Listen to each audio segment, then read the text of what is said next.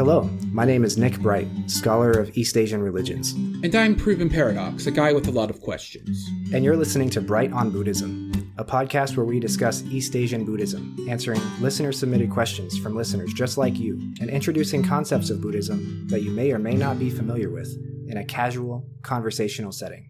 Enjoy. Here, why does the Buddha consider lying to be immoral? Obviously, I understand that it is immoral, but what is the Buddha's explanation for why exactly?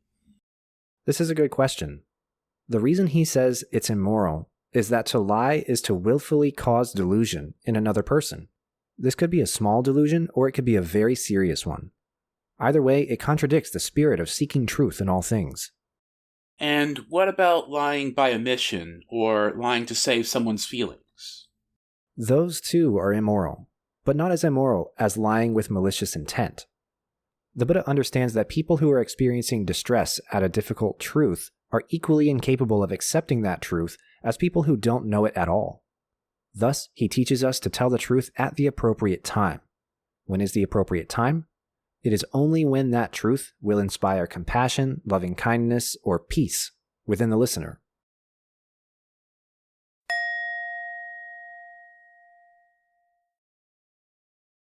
Hello and welcome to this week's episode of Bright on Buddhism. This week, we will be discussing the fourth moral precept in Buddhism. What is the fourth moral precept? What is its significance? How have interpretations of it changed over time? We hope you enjoy. So, what is the fourth moral precept of Buddhism? The fourth moral precept of Buddhism is to abstain from speaking falsely. Like many religions in the world, Buddhism has a moral exhortation to tell no lies or falsehoods. In Sanskrit, this is called Mrshava Javrati. In Chinese, Bu Wang Yu. In Japanese, Fumo Go. Like the other precepts we have discussed, this precept was shared among many Indian religious traditions, but of course was seated in different contexts within Buddhism.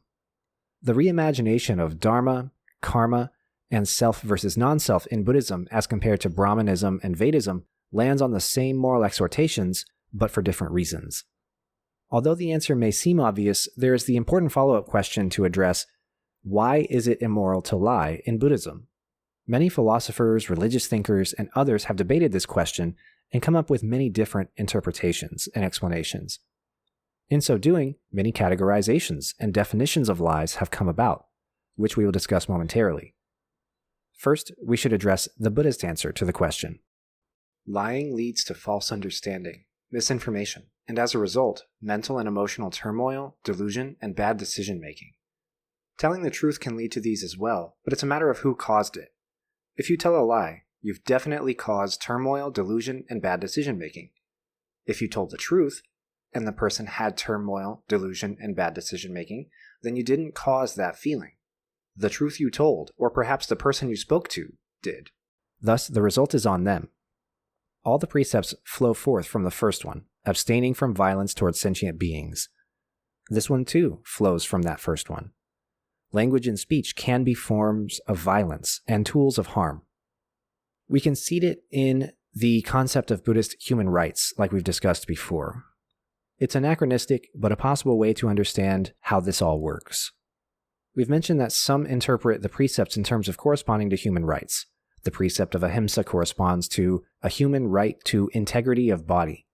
The precept against theft corresponds to a human right to integrity of property.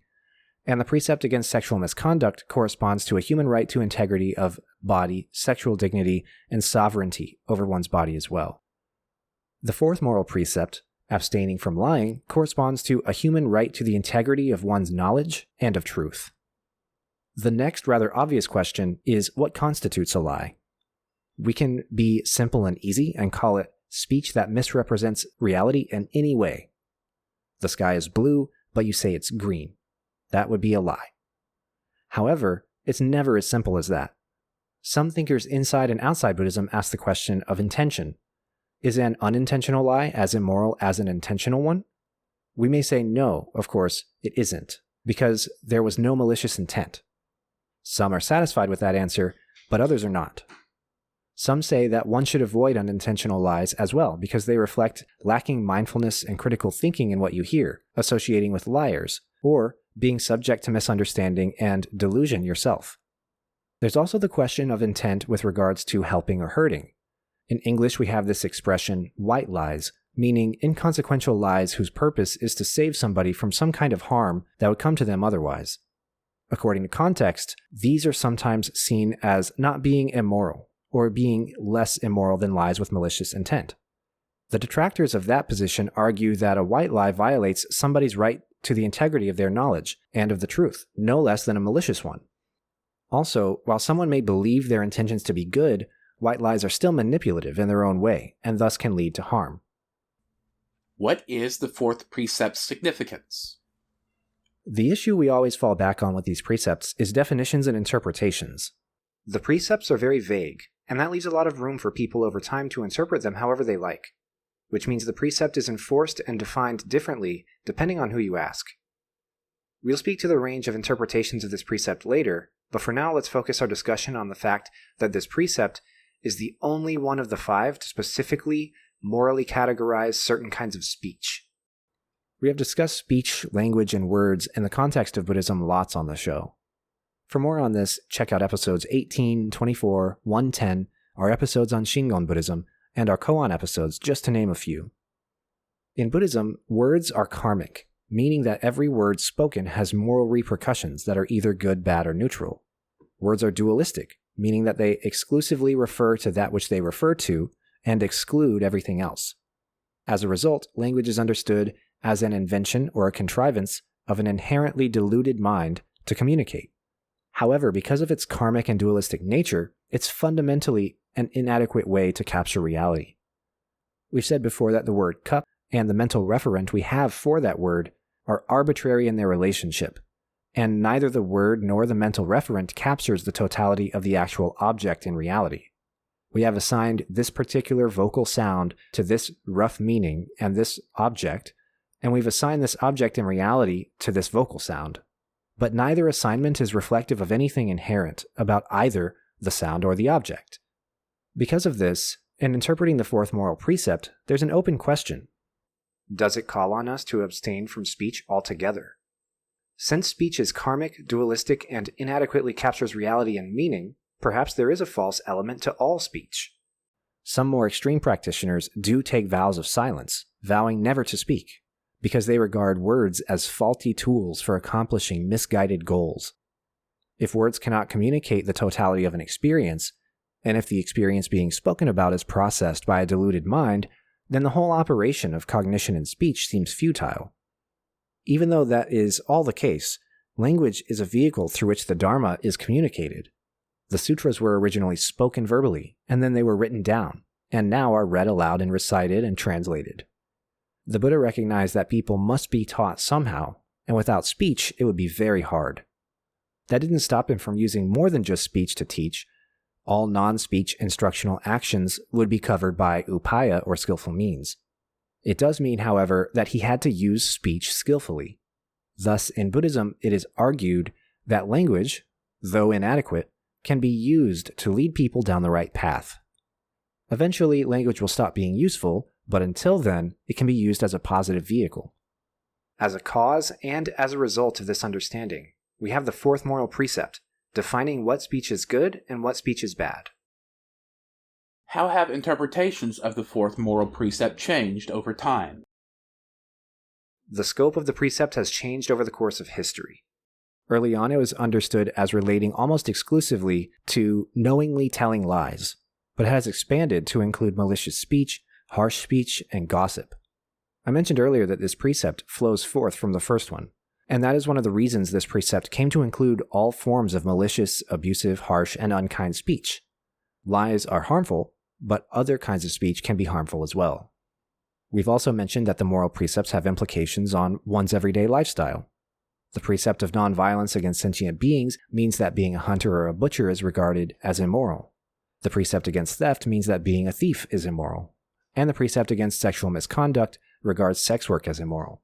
This precept, regarding lies and lying, regards any kind of conning or swindling as immoral professions.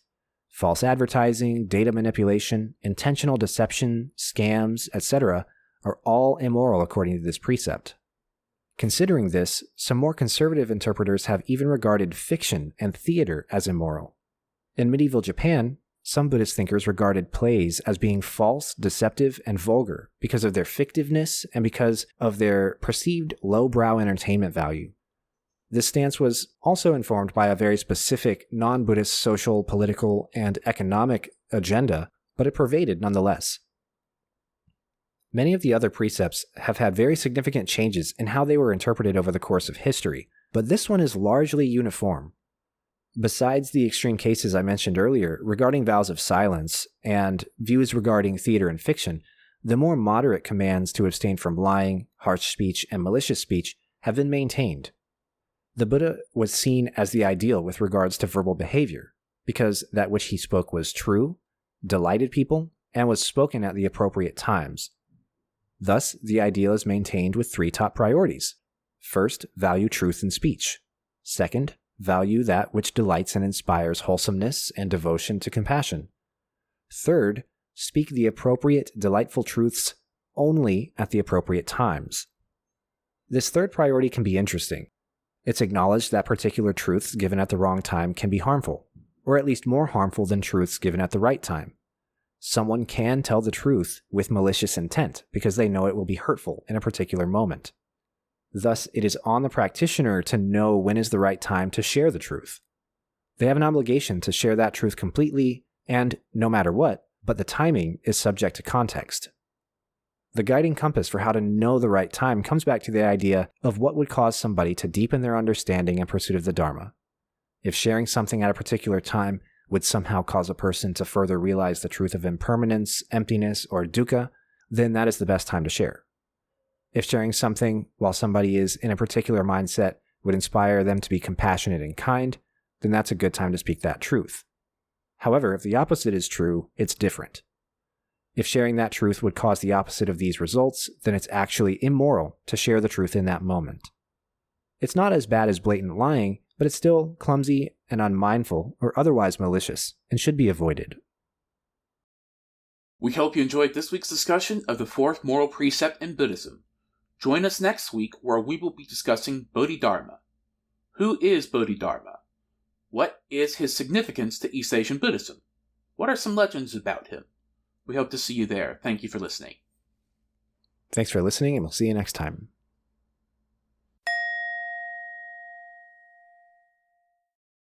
Hi, Nick here, and you've been listening to Bright on Buddhism. Normally at this point in the episode, we would throw to a charity that we think that is deserving of your money or your support. Because there's so much going on right now, we have decided that we're going to open it up to any charity that you think is a good cause to share your resources with. So, if you like our show and would like to support us, please instead give to a charity that you believe does good things for people in need. Thank you. My name is Nick Bright, scholar of East Asian religions and voice of Hearer. And I'm Docs, editor, question asker, and voice of Hermit. And this has meant Bright on Buddhism. Thank you for listening. If you like our podcast, or if you have a question you'd like us to discuss, we'd love to hear from you. Please consider leaving a comment or review, subscribing, or joining us on social media. Email us at bright.on.buddhism@gmail.com or find us on Mastodon at brightbuddhism@mstdn.party. As always, citations and resources for this episode can be found in the show notes. Thank you.